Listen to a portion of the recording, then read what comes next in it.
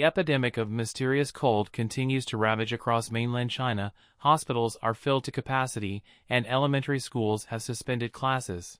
Some Chinese citizens have reported that there have already been multiple deaths, mostly due to common colds triggering heart attacks. On November 26, former Chinese journalist Zhao Longjian posted on social media platform X, formerly Twitter, citing sources within China stating that 33% of the students in one first-grade class at Wanjiang No. 2 Elementary School in Dongguan had symptoms of flu and fever. The Wanjiang Center for Disease Control and Prevention required the entire class to suspend classes for 4 days. On November 24, a notice from the Xi'an Elementary School in Shaoxing, Zhejiang Province announced the suspension of classes, stating that on November 23, a head teacher reported that multiple students in the class had fever symptoms, with increasing numbers of students taking sick leave due to fever, with over 5 cases of fever above 38 degrees that day. China Youth Daily reported that recently there has been an outbreak of Mycoplasma pneumonia infections in China, with many hospitals performing lung lavages on severely ill children, averaging around 50 cases per day, with a peak of 67 cases in one day. This wave of infections first severely affected children, but in recent days has started breaking out among adults as well, even leading to fatalities. However, unlike previous situations, most of the death cases that have been disclosed so far have been due to common colds triggering heart attacks.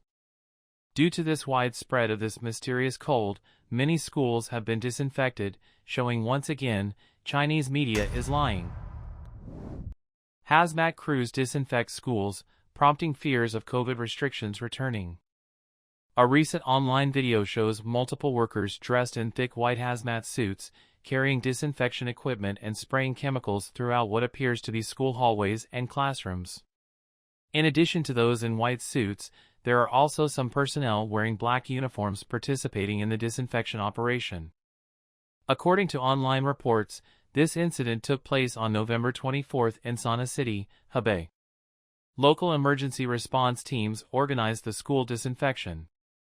After the video spread overseas on platforms like Twitter, many netizens lamented that the nightmare is repeating itself. The big whites are back again. They're back. They're all back. Same old methods, same operations.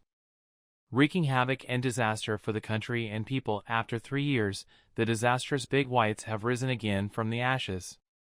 This is too scary and frightening. The CCP is deranged. The world won't be safe as long as the CCP exists in any corner. On November 27, Newsweek also reported this incident, stating that the video has evoked memories of the CCP's harsh zero-COVID policies, including lockdowns, forced relocations. The workers in white protective suits have become a symbol of the zero-COVID campaign. The report also mentioned recent footage captured by foreign journalists in Beijing showing some people riding the subway fully suited up in hazmat gear. In the latest COVID wave in China, pediatric departments in cities like Beijing, Tianjin, and Dalian are already overwhelmed. Hebei province near Beijing has also been hit hard, with local authorities issuing warnings. While the CCP claims that currently most new infections are from influenza, Mycoplasma pneumonia, cytomegalovirus, and other pathogens rather than COVID-19, many overseas doubt this explanation, believing these are just code names invented by Beijing to cover up new variants. Right after China lifted its zero-COVID policy, there was an initial tidal wave of infections, with crematoriums across the country overloaded for an extended period. At that time, Chinese experts had warned that uncontrolled crossover infections could lead to more variants, and predicted multiple peaks still to come. But such voices quickly disappeared after the CCP declared victory over the pandemic. In fact, the various influenza, Mycoplasma pneumonia, cytomegalovirus claimed by the CCP have never caused outbreaks on such a massive scale in previous years. Now, another wave is sweeping across China, with rapidly rising infections not just in children but also adults. There are online rumors of many cases of white lungs and deaths. But the CCP is still working hard to cover everything up, and they will use the most inhumane methods to do so. Beijing authorities on high alert, expanding surveillance and arrests. According to Chinese activist Yang Qing, government authorities in Beijing have ramped up security measures and surveillance of dissidents in recent weeks.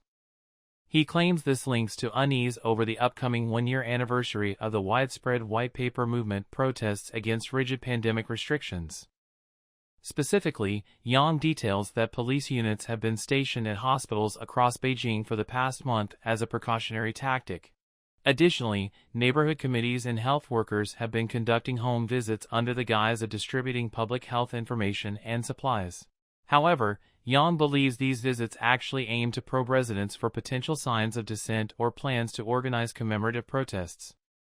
Beyond hospitals and neighborhoods, universities across China have also mandated loyalty pledges from student leaders. Yang draws comparisons to the Red Guard era, with students expected to monitor peers, comprehend ideological currents, and report any developments to university administrators in real time. He conjectures some students see this as necessary for career advancement, like becoming civil servants. Looking beyond Beijing, Yang points to increased police presence in prior protest hotspots in Shanghai like busy intersections and areas with high youth population density. He also mentions that around Halloween, authorities detained some Shanghai residents dressed in protest-themed costumes representing figures like Xi Jinping.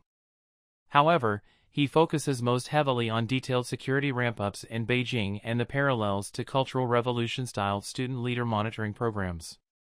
Basically, according to activist Yang Qing, the Chinese Communist Party has substantially expanded surveillance and arrests over the past month to preempt any resurgence of protests tied to the one-year anniversary of the anti-lockdown white paper movement demonstrations. Students and neighborhoods face particular scrutiny as universities mandate loyalty pledges and home visits probe for dissent under the facade of public health promotions. The text implies these tactics deliberately aim to discourage and suppress any commemorative gatherings, signaling ongoing government unease.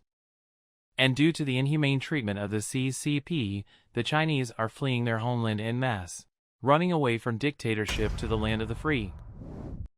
24,000 Chinese illegally entered the U.S. in a year. Beijing refuses to accept deportations. An increasing number of Chinese are fleeing the Chinese Communist Party's tight control and taking risks to enter the U.S. illegally. Over the past year, more than 24,000 Chinese were arrested at the U.S.-Mexico border, but Beijing refuses to cooperate with the U.S. and accept deported Chinese illegal immigrants. In the past year, U.S. Border Patrol arrested more than 24,000 Chinese nationals illegally crossing the border from Mexico. This number not only breaks historical records, but also exceeds the total number arrested in the past 10 years. Less than 15,000 Chinese immigrants were arrested in the past decade for illegal entry into the U.S. This new route for illegal immigration is becoming more and more popular. Chinese immigrants can fly to Ecuador without a visa, then depart from Quito, crossing the treacherous Darien Gap with Latin Americans and traveling through several Central American countries before reaching the U.S.-Mexico border. This journey is called running the line. According to New York Times reports, about a dozen countries are reluctant to accept deportees, with the Chinese Communist Party among the worst offenders. If illegal immigrants' home countries refuse to accept their own citizens, the U.S. has no way to forcibly deport them. In the first 9 months of this year, Panama immigration authorities registered 15,567 Chinese nationals crossing the Darien Gap on foot. In comparison, 2,005 Chinese crossed the jungle in 2022, while only 376 did so from 2010 to 2021 combined. According to Panama immigration data, China was the fourth largest source of illegal immigrants entering the U.S. via Panama in the first 9 months of this year, after Venezuela, Ecuador, and Haiti. In the past, U.S. diplomats tried to cooperate with the CCP to get them to accept Chinese citizens deported from the U.S., but the CCP's reactions were always